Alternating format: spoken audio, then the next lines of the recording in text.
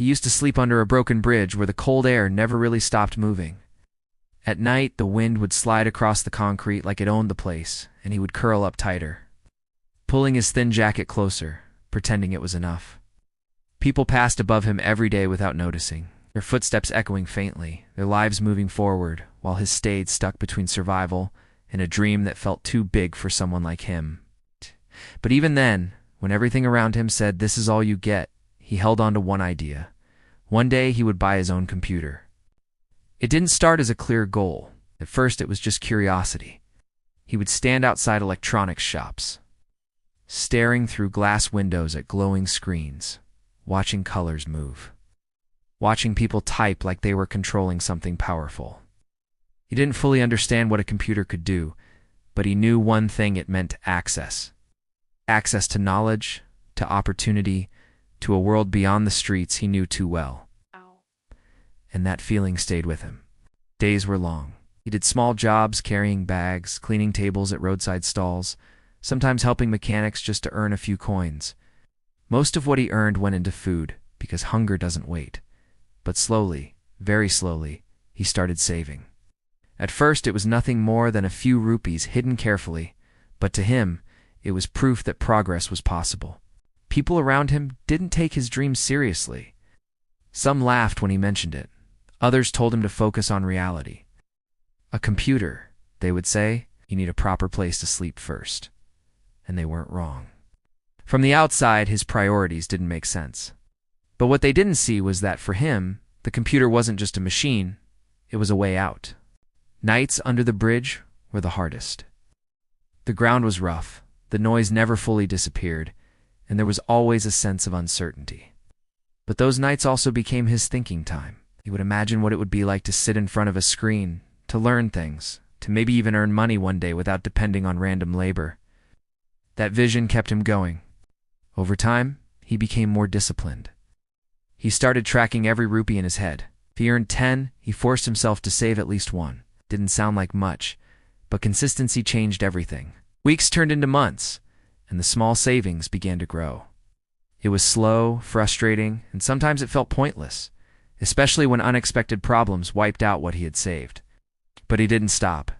One day, something changed. He met a shopkeeper who noticed him standing outside regularly. Instead of ignoring him, the man asked what he was looking at. The boy hesitated at first, but then said the truth: he wanted to buy a computer one day. Shopkeeper didn't laugh. He didn't dismiss him. Instead, he explained things: different types of computers, prices, what they could do. That conversation mattered more than the boy realized at the time. For the first time, his dream felt slightly more real, but reality still had its own rules. Even the cheapest computer was far beyond what he had saved. That's where the honest comparison of his situation really begins, not between products, but between two paths. One path was survival mode. Spend everything just to get through each day, stay comfortable in the short term, and accept the limits. The other path was sacrifice. Give up small comforts, endure more discomfort now, and invest in something that might change everything later. He chose the harder path. He started eating less, sometimes not starving, but cutting back just enough to save a little more. He worked longer hours when he could, said no to things that gave instant relief but didn't move him closer to his goal. It wasn't easy, and it wasn't always healthy, but it was focused. Months passed again. The bridge was still his shelter, but his mindset was different. He no longer saw himself as someone stuck there forever.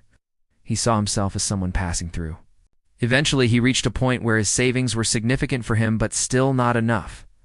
That's when another realization hit him. Saving alone wouldn't be enough. He needed to increase his income.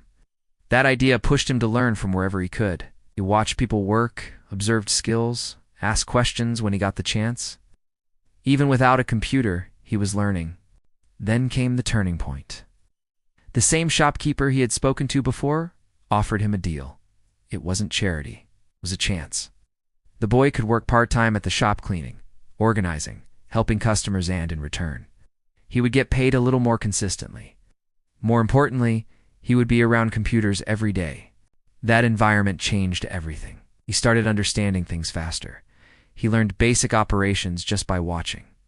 Sometimes, when the shop was quiet, the owner allowed him a few minutes to use one. Those moments felt unreal to him. The same screens he once watched from outside were now in front of him. Now the comparison became clearer. Before, a computer was just an idea. Now, he understood its value.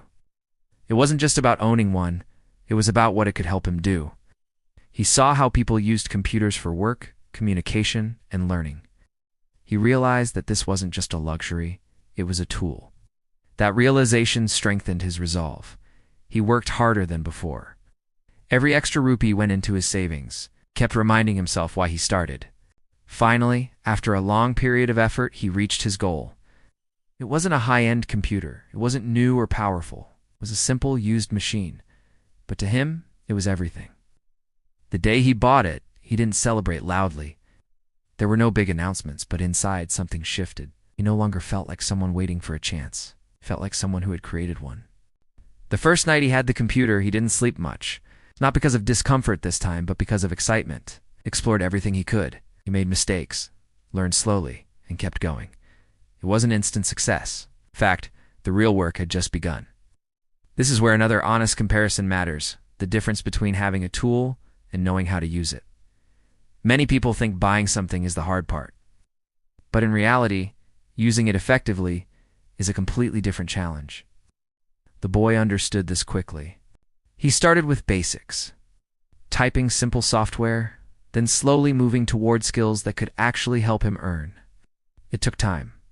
There were moments of frustration, moments where he felt lost again. But this time, he had something he didn't have before: control. Gradually, small opportunities appeared. Tasks that paid very little at first, but they were related to his new skill. And that was enough, because now his effort was building something long-term. If you compare his life before and after the computer, the biggest change wasn't comfort, it was direction. Before, every day was about getting through. After, every day had a purpose.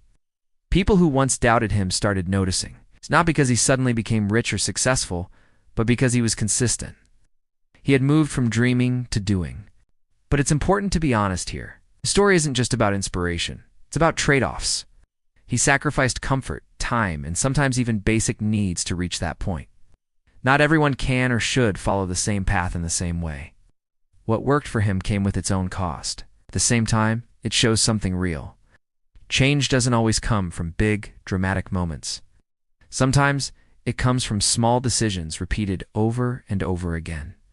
If you look at his journey closely, there are two clear comparisons. One is between excuses and effort. He had every reason to give up, every reason to stay where he was. But he chose effort, even when it felt useless. The second comparison is between short-term relief and long-term growth. Every time he saved instead of spending, every time he worked instead of resting, he chose growth. And those choices added up. Today, his life is different. Not perfect, not easy, but different. He no longer sleeps under that bridge. He no longer watches life pass from a distance. He participates in it. And that computer, it's no longer just a machine. It's a reminder of what persistence can do. The real lesson here isn't that everyone needs to buy a computer or go through extreme struggle. It's simpler than that. It's about understanding what truly matters to you and being willing to work for it, even when progress is slow. Because sometimes the distance between where you are and where you want to be isn't as impossible as it looks. It just feels that way when you're standing at the start.